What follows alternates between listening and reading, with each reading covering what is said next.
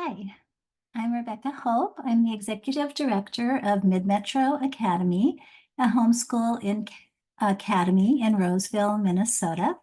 We offer classes on an a la carte basis to students who are in grades 5 to 12. This presentation is about planning for high school and beyond. This is part 2 of our presentation, and I'm going to be talking about paying for college if you have decided or are considering the college path for your student. Just to tell you a little bit about me, I have homeschooled all of my 5 students, all the way from kindergarten through high school. And I founded Mid-Metro Academy with my oldest daughter, who was homeschooled, and she's now our geography teacher and on the board.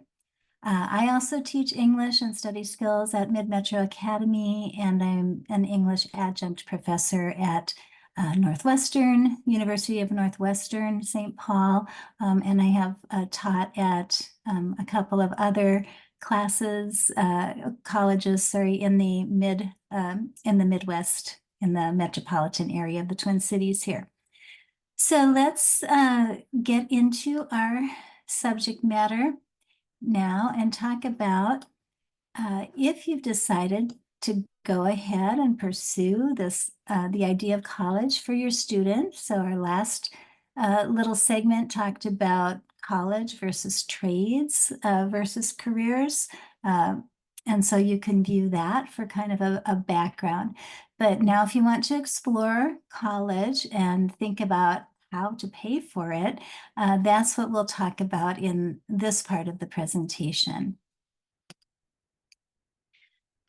So we obviously know that college is expensive and getting more expensive all the time. So there are some ways to reduce that expense. Those include early college credits, post-secondary enrollment options, free college, which is a program now in Minnesota, scholarships, and earning money through a personal side hustle. So having college pay off, if we think of college as an investment, then we want to think about the return on investment, or the ROI. And are we going to get that money back and more? How much will it pay for itself? How much will that investment return? And actually getting a good ROI on college may depend on what your student does during high school. And that, for many parents, is now. So now is the time to work on this to make sure that college is actually going to pay off. And part of that, obviously, a big part of that is minimizing the debt that a student will incur for the college degree. So let's talk first about earning college credits early while the student is still in high school. And these can be done a couple of different ways, but I've lumped them under this idea of of credit by examination. The most well-known credit by examination test is called the CLEP, okay? And that one has many tests that you can take. High school students can take these. There's no age limit for taking them, but generally a student would study the subject matter of the test, and there are many resources available to this, classes you can take, books you can buy, online study tests and practice tests. So there's a lot of ways you can prepare for a CLEP, and then you pay to have the CLEP test proctored.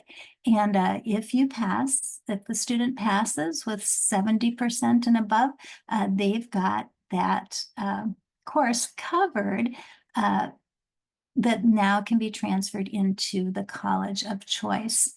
Another program very similar to CLEP is DSST. That also is tests that you take to earn the college credit. Another place you could look into is called Sailor Academy. Sailor Academy offers free courses. They're college level courses. It's all free. It's all online.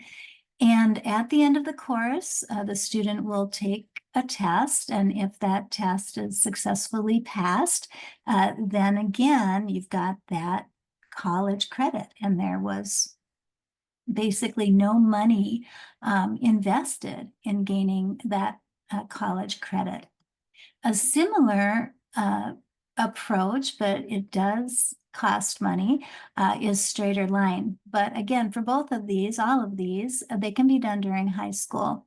And you could set up your own dual credit. So the homeschooling high schooler with the guidance of the parent home teacher could be able to take those classes, those college classes, for the credit to satisfy the high school credit that the homeschool requires. So those are all possibilities. Straighter line can be cost effective compared to college credits, but it also can be a little pricey if it's not done correct, let's say wisely. All right, then there is free college, which takes effect the fall of 2024 in Minnesota. It's called North Star Promise. And if a family has an annual income of $80,000 a year or less, the student can qualify to take classes and get a degree at a 2-year college or a 4-year college in Minnesota, public colleges, and the tuition is free for that student. So that's a new program that is just kicking off in Minnesota, but again, specifically designed for families with low to moderate incomes.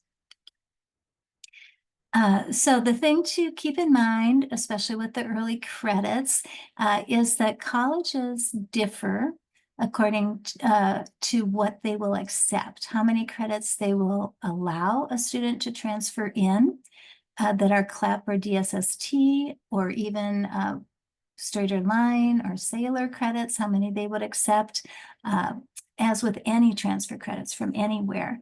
So colleges vary widely on that score. And if you have a college, a target college in mind, it's worth looking very specifically at their rules for what they allow to come in as transfers and whether they accept credit by examination.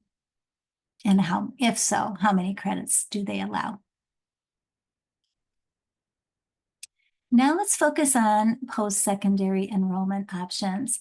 And I know this is a very appealing option, and Minnesota has one of the best post-secondary enrollment options programs in the country.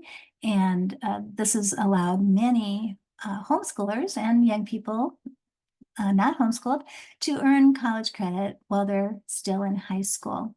Post-secondary enrollment options is a state-funded program that allows 10th, 11th, and 12th graders to earn free college credit while still in high school. Those credits are counted toward both their high school graduation requirements and the credits for the college degree. We also can call that dual enrollment, concurrent enrollment, or dual credit. That's all the same thing. So students will take eligible courses through an approved post-secondary institution, and they can take those classes either online or on campus, depending on what the institution allows. And students must meet the requirements of the institution as well as the requirements that Minnesota has. What you want to do if you are thinking about PSEO is to learn the requirements and grapple with all the considerations about PSEO early on, because a high school plan that includes PSEO is going to look very different from a high school plan that does not include PSEO.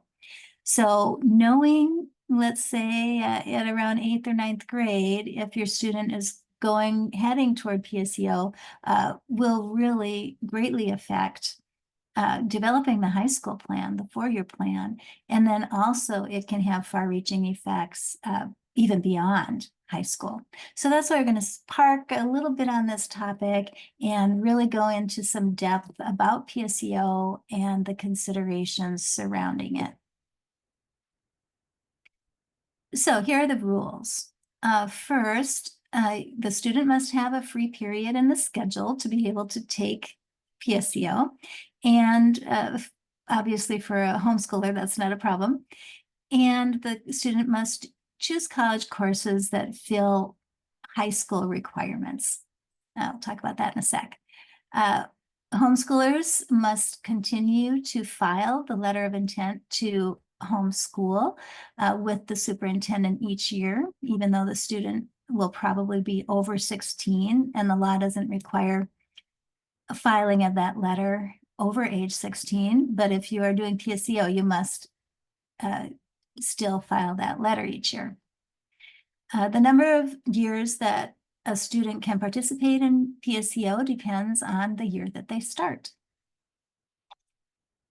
If they start as a sophomore, they get 3 years, juniors 2, and seniors 1. There's a form called the NSR, the Notice of Student Registration, and that has to be completed each semester. So if the student starts as a junior, you'll be completing 4 of these NSR forms.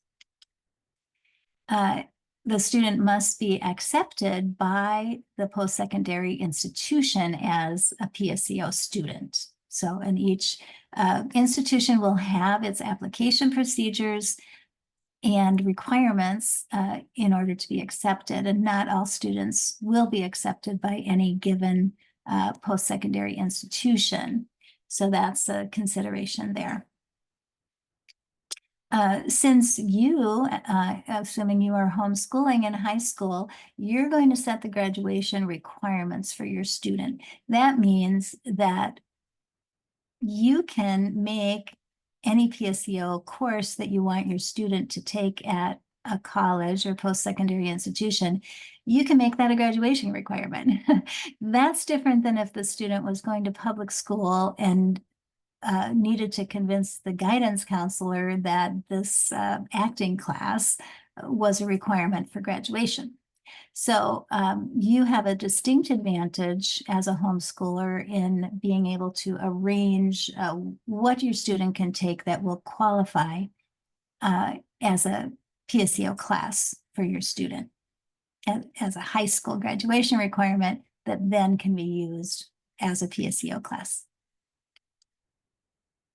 Now, the rules are different by grade level. So if you want to get started in as a sophomore, this is a very specific part of the program that is different from starting as a junior or senior. The sophomore program is really designed for students who want to go into career and trade education or technical education. So that's the reason that it is starting in 10th grade as opposed to 11th or 12th.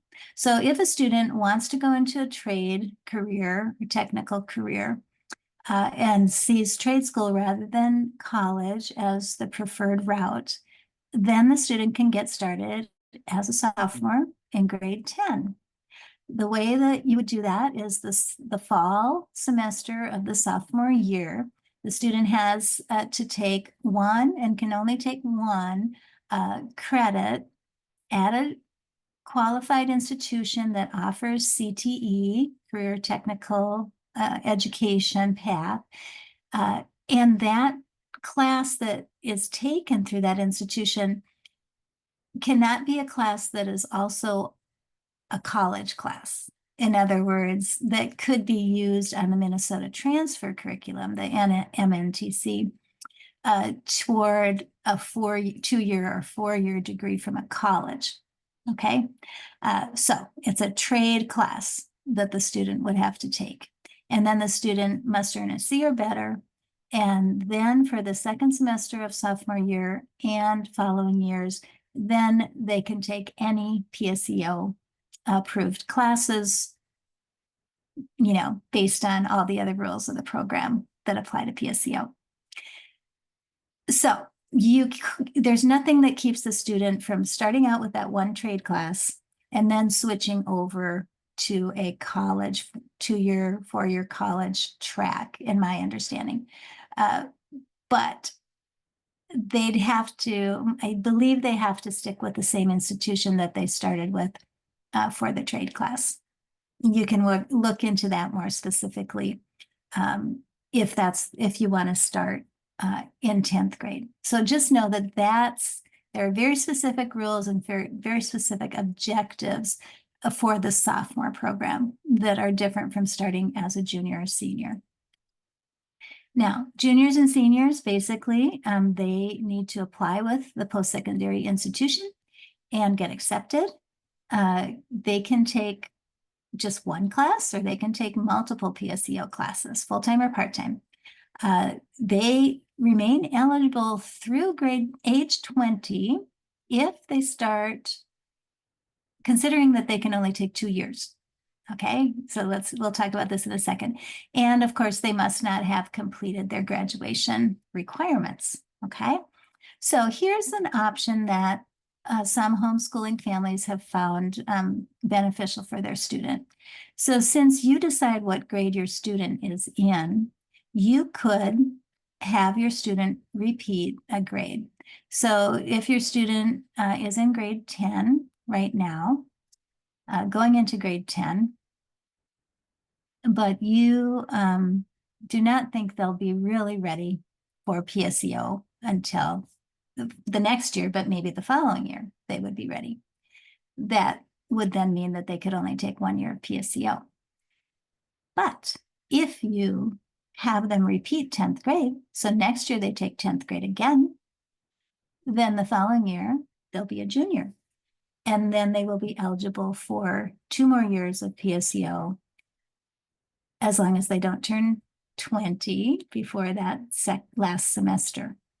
Okay, so this is a way that if your student is going to go to college, they could be taking full-time PSEO in their senior year of high school. They might be 19 years old at that point, but as long as they haven't graduated from high school, and you determine when they graduate from high school, then they will be a college student. They'll look like any other college student to everybody around them. But they will graduate high school after that first year of college, which is paid for 100% through the PSEO program, right? So those are considerations that you can take advantage of, some benefits of being a homeschooler, and using those rules to your advantage. Especially for students who have a summer birthday, this can make a lot of sense because they'll probably be graduating just after, well, they may still graduate when they're 18. So if your student is on track to graduate high school at 17, why not give them an extra year of high school? And then that final year would be fully in college, as it would have been anyway if they graduated when they were 17. But you'll have that 1 year of college paid for. So that's a good option for a lot of families.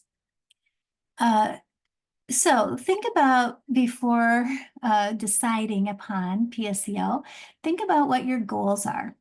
You might want to just get a taste of college, earn some college credits in high school.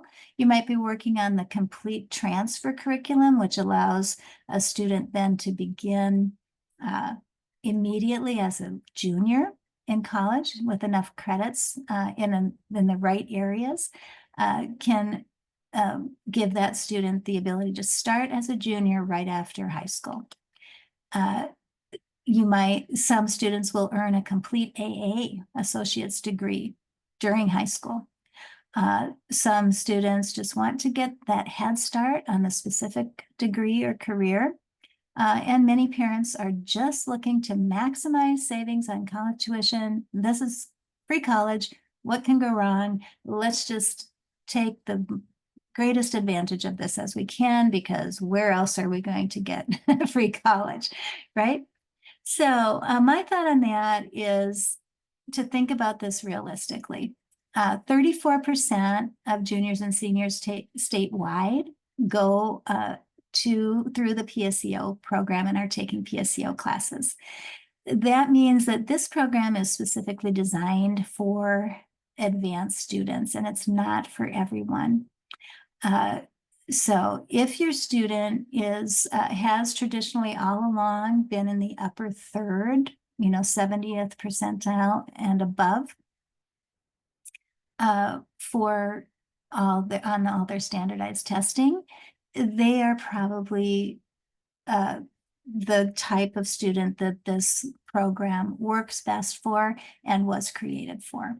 But if your student is someone who is around 50th, 60th percentile, you still may want that student to go to college, but they probably will be more successful if they wait and take college on the normal schedule and not be involved in PSEO. So homeschoolers have often, traditionally, feel very passionate about not pushing their students beyond what they are ready for. And that can govern decisions all the way through. They may be an 8th grader, but they're doing 7th grade math, or they may be a 9th grader and they're doing 7th grade English. Okay. And parents want to be able to adjust to the student's unique aptitudes and abilities, and not burn that student out or discourage the student by putting them into something that is too difficult for them. So that shouldn't all be tossed out the window just when we have the chance to get free college, right? So if the student's not ready for college when they're still in high school, then don't be tempted by the free college to push your student into something they're not ready for. And I'm speaking about this after having seen this go on for 20 years and seeing people very excited about the option of PSEO, and then sometimes disappointed with the outcome because the student really wasn't ready for it, or the student was pushed too hard. So that's my advice there. Think about what your student can reasonably handle. College is not high school. The student needs to expect to work harder, and that the work will be more difficult. 12 credit load means 36 hours a week outside of classes, working on classes. So not counting the time they spend in class. So that's a full-time job. 16 credits is an overtime job, and that can lead to burnout. So I've seen families load their students up with 16 credits, and it's very hard. Some can do it. It's an unusual student that can handle 16 hours of PSEO, credits of PSEO per semester. PSEO grades do become part of the permanent college record, and Fs will lower the cumulative GPA. Sometimes that can affect financial aid, scholarships, and getting into certain programs. If they've lowered the GPA, they won't be able to pursue that specific degree because they can't major in something if they don't have the graded point average, right? So these all have lasting effects. So if your student is in PSEO and is having trouble with a certain class, be ready to drop that class before the withdrawal deadline. And that way it won't go against the student's GPA. It will show as a withdrawal, but not as an F. You might also want to think about, can the student withstand peer pressure and also professor pressure? And how well do you know and trust the professors at the post-secondary institution and the course content that they're giving?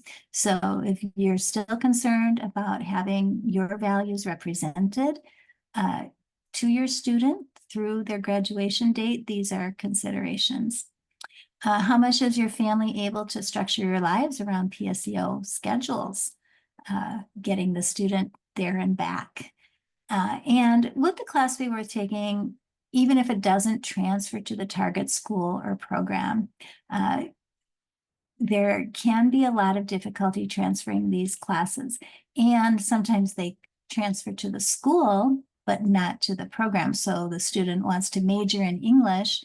Any PSEO credits that they took as English credits, they can get counted as general credits, but they'll still have to take the English program from the college and the target college. So it's like retaking the course. So that can happen quite frequently with PSEO credits. And also, you may be harming the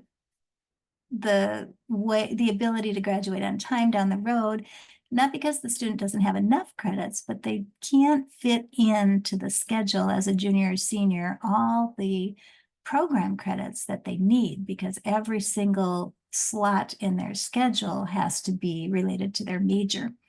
And that can get very difficult to do because they've used up all their gen ed credits in the first 2 years, and now they can't plan the college schedule as it would have been if they didn't have those front-loaded credits.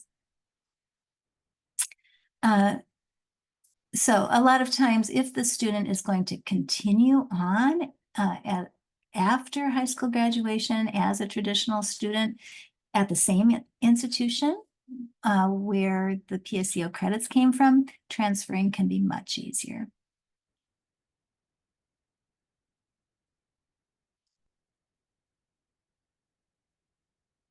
Think also about how independent and organized your student is. Expect multiple hard deadlines every week that the student must meet. If they are a student who hasn't demonstrated a good ability to keep on top of a schedule and meet deadlines, they'll have to learn that quickly or they won't be successful as a PSEO student. And professors are not going to be as clear or available as teachers in high school. Think about what the student is sacrificing by trading high school for college. They are giving up something. They're giving up the last year or the last 2 years of high school to go to college early. So something gets missed there. And for different people, it'll be different things. And for different people, it'll be acceptable or not as acceptable. If your student is very committed to a certain line of career and education, that can help with making PSEO pay off and make it make sense. But if the student's going to change directions, a lot of times those PSEO credits are going to be wasted, or they're going to turn out to be extra credits that the student didn't actually need. But if a student has a firm commitment to a certain career choice or certain degree choice, the student might be able to shave a year or 2 off of that timeline, all for free. So it can be great. So even if your student goes full-time PSEO the last 2 years of high school, think about what you can do to preserve the high school experience to the extent you can. Here's an example of a PSEO student coming back to Mid-Metro Academy to take Dave Racer's Student Senate class, and being actually president of Student Senate, an experience she couldn't have gotten in college. And so her parents were able to preserve that high school experience for her, even though she was doing full-time PSEO. Think about online versus in-person. A lot of PSEO programs are online, but remember that excessive screen time is associated with physical, mental, and social side effects. The online experience is often much less engaging and interactive than in person. And research shows that online classes are less effective, result in lower grades, and have higher dropout rates. So if you are doing some online learning, try to minimize that unless the student is in the top 10 to 15% academically, then they're probably best suited for online where other students would not be.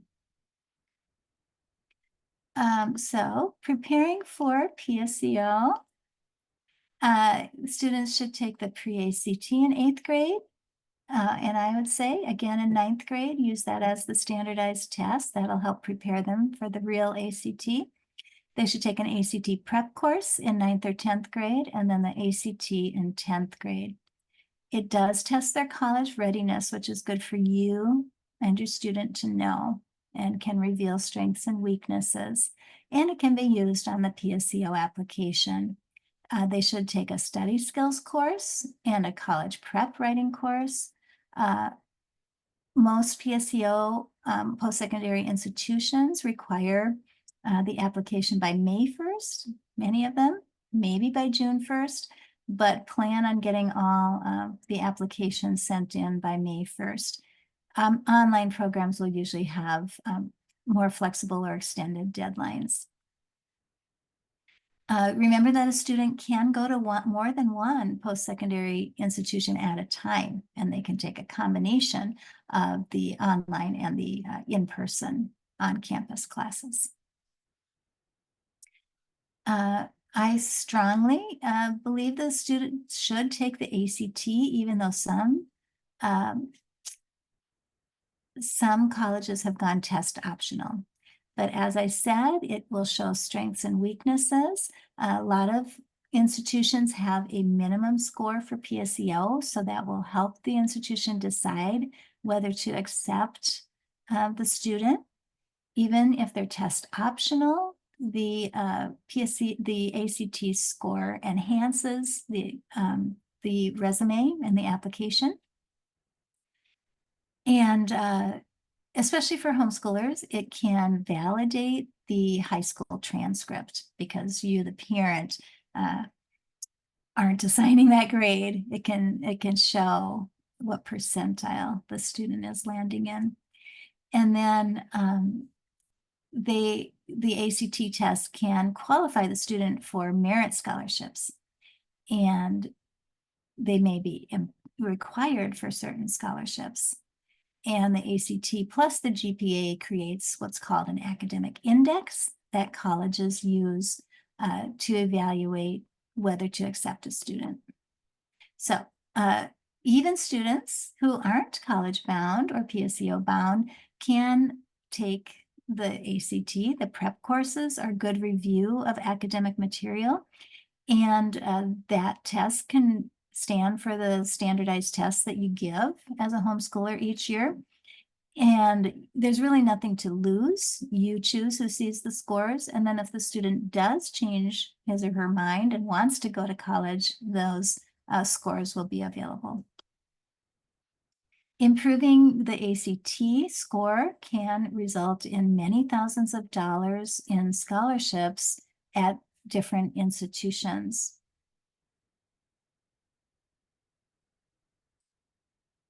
1 point increase in the ACT score translates to an average of $8,000 in merit scholarship money over 4 years. And retaking the ACT, even without any additional prep, usually increases the score by 1 to 2 points. So just by retaking it, you might get an extra $8,000, right? And ACT now allows you to combine parts of this test, scores from different tests, take your top score from different tests and combine them into a super score. So that's an advantage, and of taking it twice. And then a prep course can usually increase the students' scores by about 4 points or more. So studying, taking a prep course and studying for the ACT could turn out to be the most highest per hour income that a student ever achieves. So if you think about if they increase it by 4 points, $8,000 per point, $32,000, and they spent, 40 hours prepping. That can be pretty lucrative time. Some schools will even provide a free ride scholarship for ACT scores over 28. So tip is to take the ACT at least twice, and you can use it for the standardized test that you're required to give as a homeschooler. Finding scholarships, first check with the university about their merit and talent scholarship, maybe field of study scholarships. You have to fill out the FAFSA form, so go to that site to fill out the FAFSA. And start applying the summer after 10th grade. Look for merit scholarships, financial aids and grants, even loans like low rate loans, private scholarships, cash awards, and talent grants. Complete that FAFSA when the student enters 12th grade. Here are a few places to start looking for scholarships, and there are scholarship services you can subscribe to that might pay off if you're very intent on finding scholarships because you're going to kind of a pricey institution. You can use the Common App to apply for multiple scholarships at the same time, which is very nice, will reduce your paperwork. Look around for scholarships within your place of work, or your community, social clubs. Just start scouring and finding all the ones available.